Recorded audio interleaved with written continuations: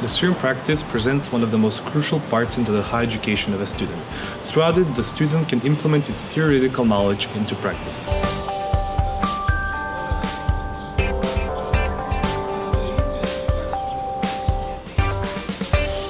Students are not very satisfied with the work responsibilities and assignments given to them by their internees. The second conclusion that came as the second most important one was that the students are not very well informed as well as educated from the faculties and the universities about the student internship and its benefits, while the third conclusion that became is that the firms and the companies would like to focus more on the student and its practical knowledge rather than the theoretical one.